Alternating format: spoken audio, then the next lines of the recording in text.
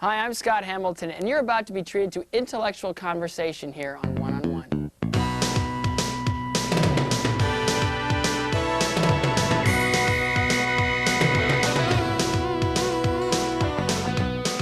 Hello, everybody. Welcome to the fastest half hour in television, One on One. I'm Eddie A., and we're coming up next with you-know-who, the intellectual Mr. Scott Hamilton, right after this.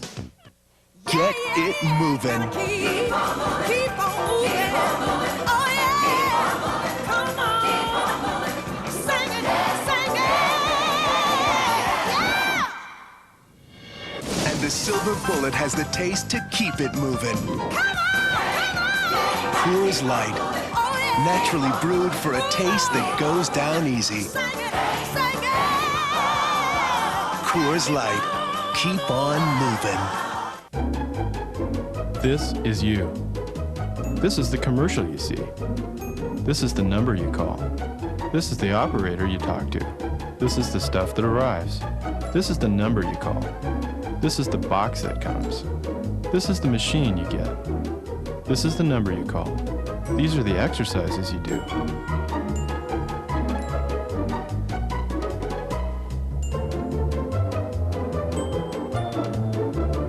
This is the number you call. This is how long it takes. This is how many times a week you do it. This is the number you call. This is how your dog looks at you. This is how your pants fit. This is the number you call. This is how you'll feel when you're done. This is the number you call. The SoloFlex Muscle Machine, just $39 a month. Call now for a free brochure and video. This is the number you call.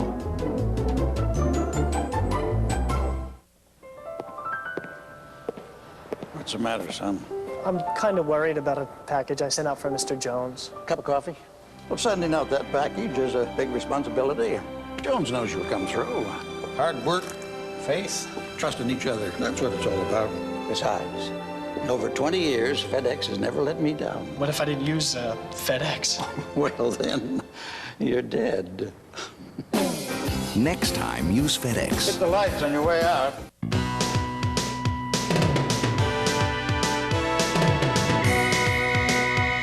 Welcome back, everybody. Let's get into it, the fastest half hour in television. And hello, and welcome back to the Bay Area. Let's get into it. All right. Thanks. It's great to be here. It's beautiful. It's just terrific. I got to tell you something.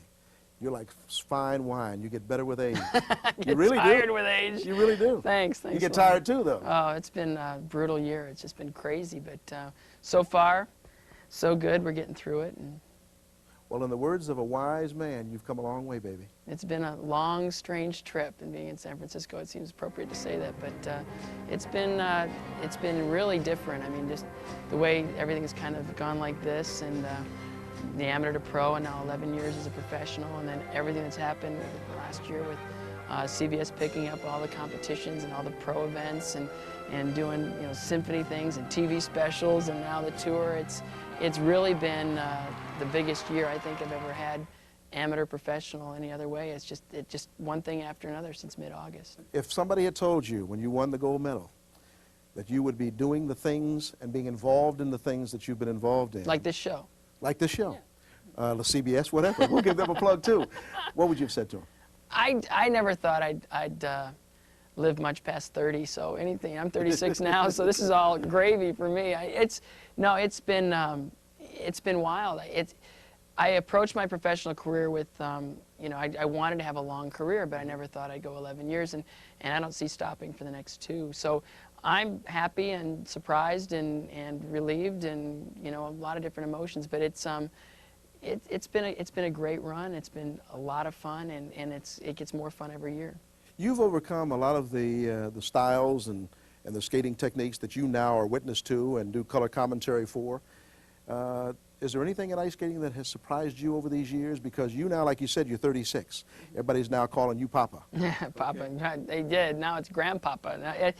It's just been a nice growth. It's been a wonderful expansion. Everybody has an opportunity to do what they do best. Figure skating has so many facets now. You don't have to be the world champion. You don't have to be the Olympic champion to have a career right now. There's so many marquee players in men's figure skating right now, in women's figure skating, in pairs figure skating, and dance. Everybody can have a career, and no one event has to have this person. You know, it opens up all sorts of new opportunities, and there are a lot more shows and competitions and things now because that you don't have to have that one person in every single event. So it's been great. I would think that people looking at you from this show right now would probably say the same thing I'm thinking. You're happier now than you were when I watched you win the gold medal. Oh, I'm too tired to be unhappy. No, I mean, you don't get much happier than winning the gold. That's the ultimate. Athletically, that's the ultimate. But I really tried to make the transition because the professional competitive world didn't really exist, you know, in '84. I mean, they were just starting to get into head-to-head individual competitions. It didn't exist. So I said, okay, I'm done with that. Now I'm an entertainer. And so I went into Ice Capades for 2 years, and then we started Stars on Ice. And hey, I'm an entertainer. That's what I'm going to do now. And now there's all these competitions in there. So now it's kind of like trying to figure out a way to creep back into the old mode where you were training and trying to come up with new numbers and hitting all the variety of jumps all in the same program instead of spacing them out over a 2-hour show like we do in Stars on Ice. You're doing everything. You're doing your hardest stuff. But you know, now you got to put it into 4 minutes and compete on live national television. It's a whole different mentality and it's a whole different style of preparation. So getting back into that has been a challenge, and it's also been lucrative. So, well, you're having so much fun, though, Scott. You're such a happy, bubbly person. You ever get nervous?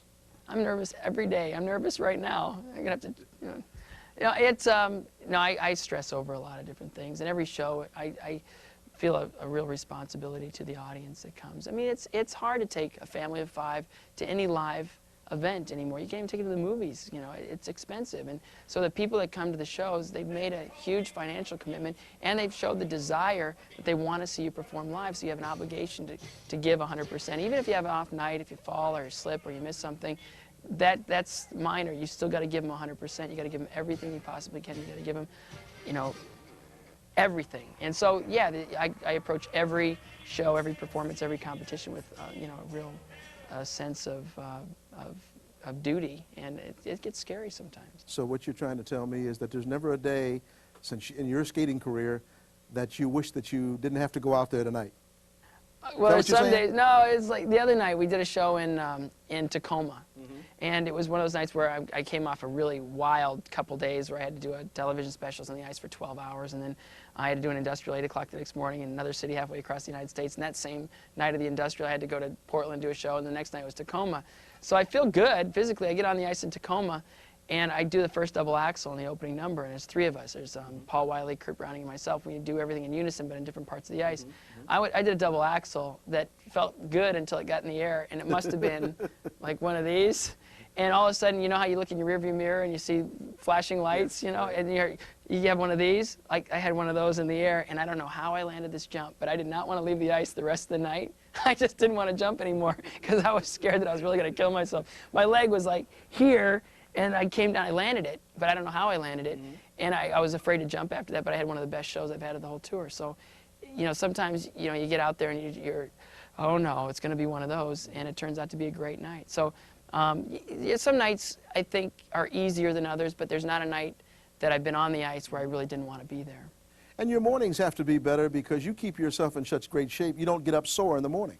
I get up sore every morning. Oh, you do? Okay. It's this year we have a massage therapist on the road with us. We normally had, the last few years we've had a trainer that does taping and ice and ultrasound and stim. This year I have a massage therapist, and I've really been taking advantage of going about 2 hours before the show and getting things rubbed out, because it's still, you know, early in the tour, and the programs aren't second nature yet, so you're really muscling through a lot of the jumps and a lot of the programs, and once your body learns it, it becomes a little bit easier. You don't get so sore. But right now, still, you know, you get the shoulders and the back, and you start pulling things, and with the travel schedule being, you get dehydrated, which makes it easier to pull things too. So I wake up every morning and kind of like crack and pop, you know, for the first hour and a half, and slowly get into the day. But the night's all that matters, and by the night you feel pretty good. And on your days off, you're kind of like a Michael Jordan. You enjoy playing a game of golf. I love to play golf, but when you're on a skating tour like this one, you're rarely in warm areas. We'll get to Florida for a few days, which are going to be great, and we're in Los Angeles and Southern California where it's nice, and Arizona. So those are our golf times, but the rest of the time it's channel surfing. That's all you do, is you sit in the room and read the paper and catch up on the music scene and read a couple books, and you just try to keep busy. And do you treat golf as a relaxer? Because a lot of us do, because it's a very humbling sport. it's an extremely humbling sport, and I gave up trying to be anything but a 12 handicap. If I can keep it at a 12, I'm a happy guy. I have a lot of friends that, you know, it's just all of a sudden they'll start barking out all these four-letter words, and they'll be breaking 5-irons over their knees and things like that. And I don't want to do that. If I slice the ball, whoa, that's a long way to be hitting it out of bounds. Let's just load up and hit it again. I stopped taking it seriously a long time ago. Well, there are a lot of us out there who wish that they could take it seriously and do a 12 handicap. We'll come back and we'll talk more with Scott Hamilton, 12 handicap, right after this. Is this Kid O'Neal for real, or is it a different game he plays? Find out for yourself in this exclusive new video, Shaquille O'Neal. Larger life. It's free with your paid subscription to Sports Illustrated. Your free video takes you back in time and behind the scenes with the young superstar. Can he have his fun and still be the best? Go for a spin with Shaq and find the answers. Free from SI. Call now and you'll also get an authentic Shaq basketball, the ultimate playground ball. Plus, get 54 issues of SI for only $1.47 an issue. Save over 50% off the cover price. Use your credit card. Call now and get your video and Shaq ball both free from SI. There's only one Shaq, and there's nothing in the world like Sports Illustrated. Get into it. Introducing Continental's Bake Sale with great low fares to destinations throughout the Caribbean, Mexico, and Florida.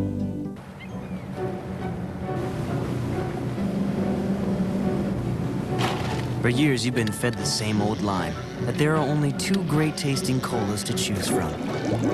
Hook up! Fish on! Fish on!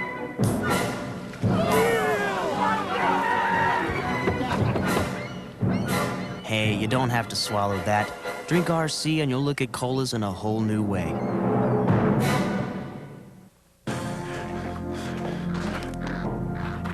Peter Barnes can't wait to shake his cold. Pills take time to dissolve, so he'll rush relief with the effervescent power of Alka-Seltzer Plus cold medicine.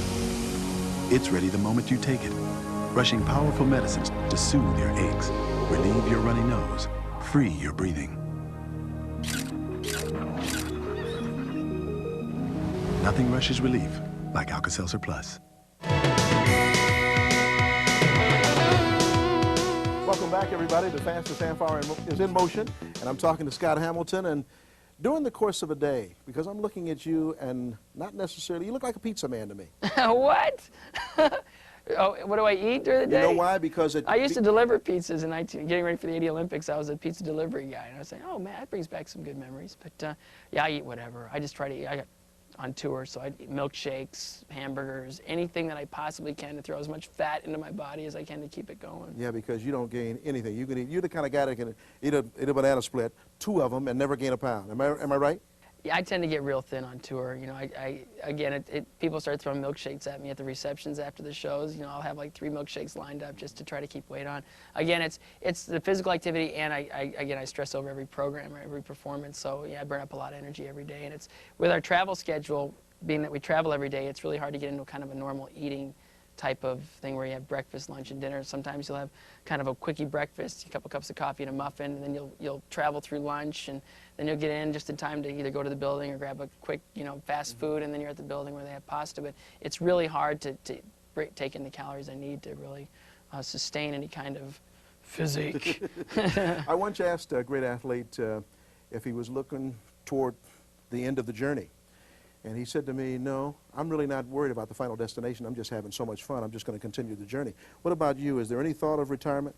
I go through different times where I think about it, when is it going to be over, and then other times I don't think it'll ever end. You know, I haven't really faced the reality that, yeah, someday, you know, I don't think I've really looked at it like, what am I going to do, or how am I going to feel about it? I know it's going to be kind of weird, possibly devastating, but at different times, you know, I'll answer that different ways. Sometimes I think about it, sometimes I don't. I want my last year on tour to be really special. I want it to be something that kind of represents what I've done for the last 27, you know, which I guess you can't really ask for. But yeah, I think about it, and I really, I look back on my career with such pleasant thoughts, and with, I have great memories. Most of the negatives I delete pretty immediately, and all the really good times get better and better with age. So yeah, I think once I decide that I want to get off the road, I'm going to have to make a decision on how I want to present that year and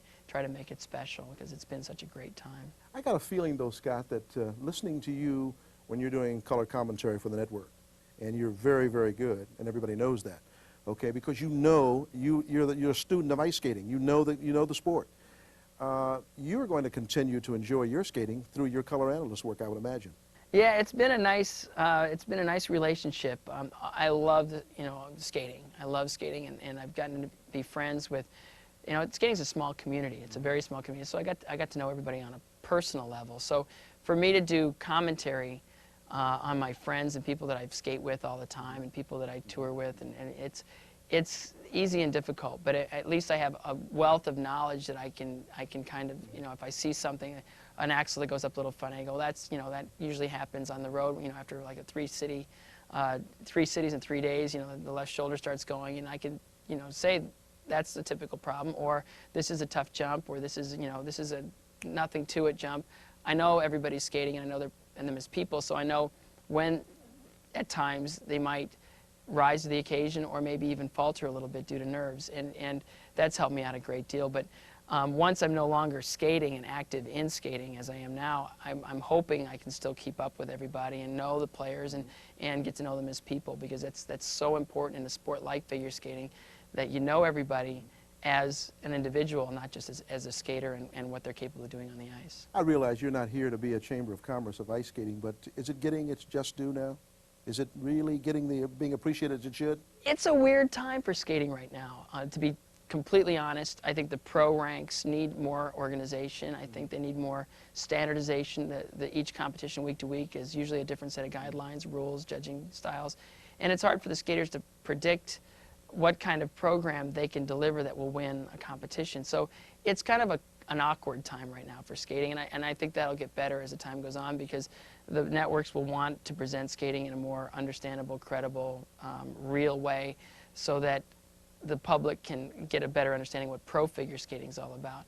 Right now that's impossible, because I don't think pro skating has a clear understanding of what pro skating is all about. So it's just going to take some time, and it's going to be a little bit different, a little bit awkward, and a little bit clumsy for a while, but once we get it straightened out, I think it's going to be real good. We're going to miss Dorothy Hamill, your friend too, who says that she's going to kind of get away from ice skating, retire a little bit. That's going to be a sad moment too.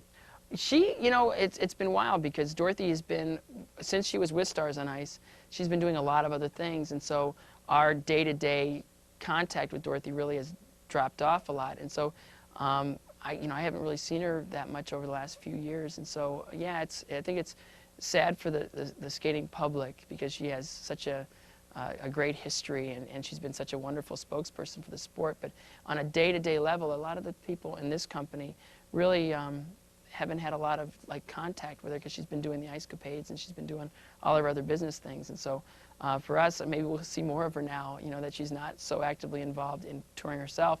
Maybe she'll come out and see us more often. It'd be nice to spend some more time with her.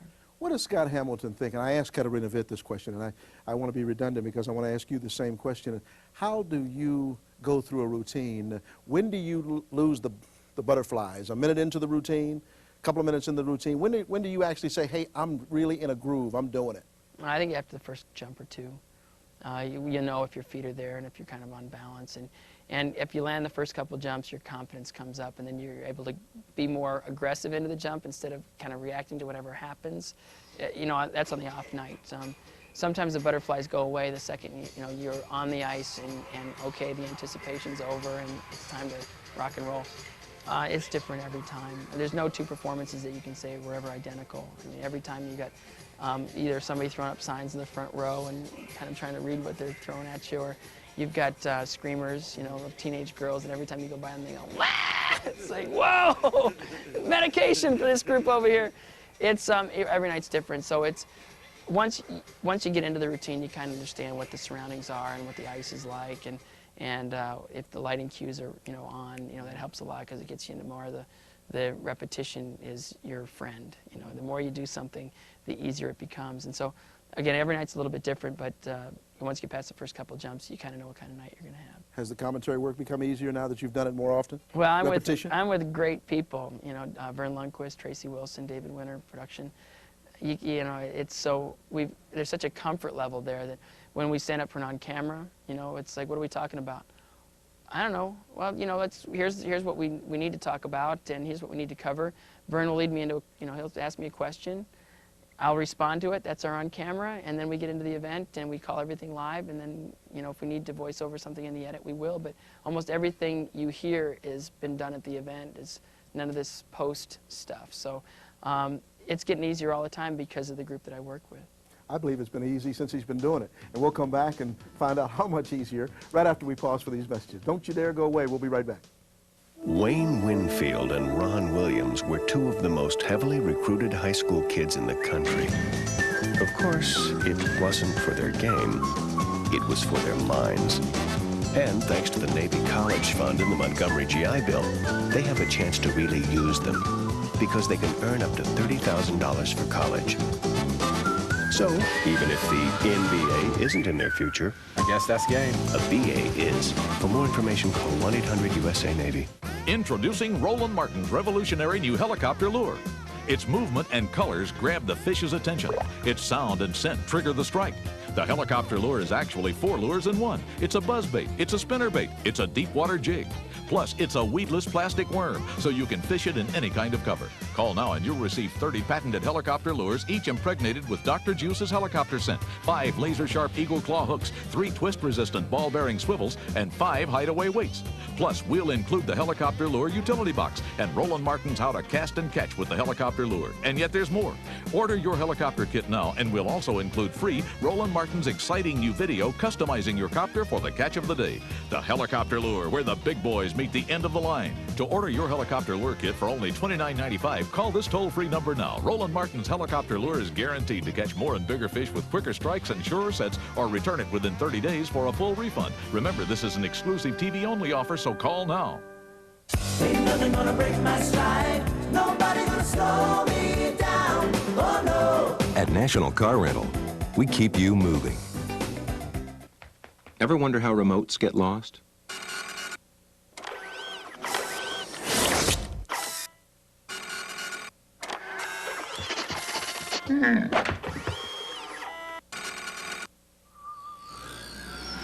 Well, no matter how your remote gets lost, Magnavox makes the only television that can find it. With the exclusive remote locator, you just push a button, and your remote beeps, telling you where it is.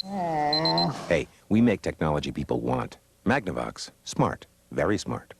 Welcome back for the final segment with Scott Hamilton, and it has been a sheer delight to be with you, and I want to ask you something. Okay, now we're going to get controversial. Last segment. No controversy, but we do want you to tell the young folks out there what's going to inspire their lives as they go along, and any advice you can give to them, and that's the camera for you right there. Oh, that's the one? All right. I don't know. Anytime I've been asked a question like that, it just seems like so many kids, families get into a sport, and they expect the brass ring. They expect, you know, to go to the Olympics or whatever. They expect, for it to be the greatest of the great. And I think the best advice you can give somebody is to just say that the reason you're in sports is physical and character development, and you're going to be as good as you can be.